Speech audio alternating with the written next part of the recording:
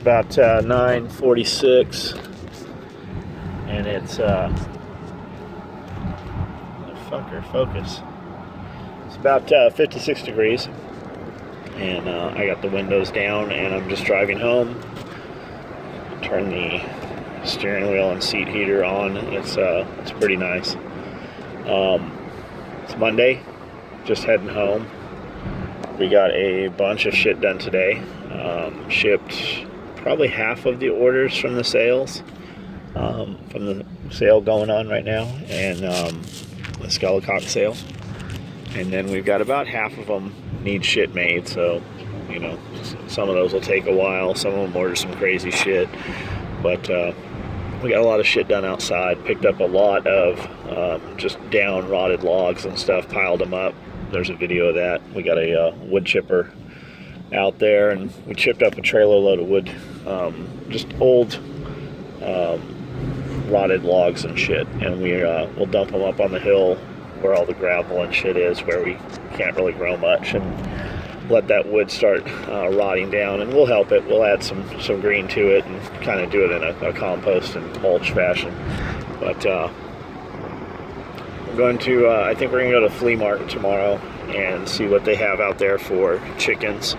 And there's a couple of places on Craigslist that had some real cool chickens, some real big, heavy birds. So we'll check that out. And then Thursday I have 12 IBC totes coming. These are 300-gallon totes, I believe. We're going to place them around the property and elevate them on the rail ties, just like the last one. Those work pretty well. And behind the shop, I think we're going to put in a gated area, just a fenced-off area, where we can put gardens in and start getting those beds built up and let them overwinter. We'll just put plastic over them, which will raise the temperature and start cooking them off, and let the microbes and everything start growing. And I want to put a greenhouse out in there and do a, not aquaponics, but a hydroponics, just some, water, some fish, and pump it through and do some growing and shit in there, and heat the greenhouse. And we want to keep some different chickens back there that we don't turn out, so they're not crossbreeding, so we can keep them heritage breed, true to the breed. And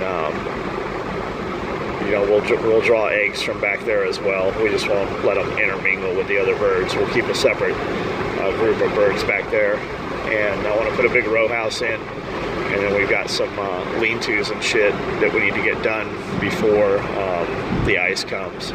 So we got a couple of months to get all that shit done. But that's some stuff on the list to do. Getting ready for the party November 5th.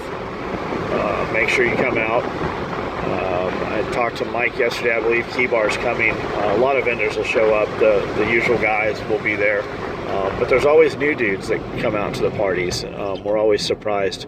So if you have a product that you want to show off, and you're friendly with our companies, then by all means, show up. There's no cost to vendors. You just come up and show your product and have product for sale and take sales and or orders, depending what it is you build. Try to let us know you're coming so that we can have table space for you and figure out where we're going to put you. But other than that, that's all it takes. And I believe Shoot Steel is going to be there. Rifle Company out of Fort Campbell is coming. Bunch of dudes will be there. It's definitely worth coming to. Even if you're not into gun shit, it's worth coming. And it's definitely worth seeing. You'll meet all the guys from the pages, and especially the closed groups if you're in those. This is a good time to come down. And on our closed groups, the only way you get in those is if you've been to the compound and we've met you and hung out. That's how that happens. So if that's something of interest to you, that is one of the steps that you have to do to make that happen. And there's nothing really secret or sacred or crazy that happens behind those closed doors. We can just say shit that we can't say out in the open. No big deal. Just a little club. That's about it. I am beat. I need a shower. I'm very fucking dirty.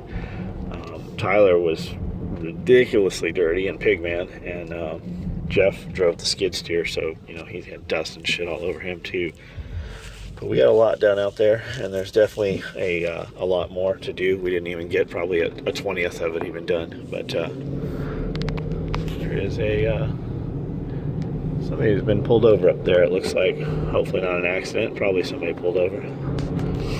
Those blue lights. In California, although fire department is red and white, and the police is red and blue, here it's blue, and here all your buses have a strobe on them. All your tow trucks have a strobe on them. Everything around here has a strobe. And like underbelly lights, red LED lights, or any of that shit in California, those were highly illegal here. It doesn't seem to be a big deal, and if it is, nobody really cares about it, I guess. Same with off-road lights, like driving around without your covers on your off-road lights. The police in California would always give you a hassle. Here it's no big deal. Nobody says shit about it. I'm sure there is some law or ordinance about it, but if you're not being a fucking asshole, it's really not a problem. And nowadays with the LED lights, I mean, we have LED lights on damn everything has LED lights on it. And just getting in the neighborhood here, and that's about all I got.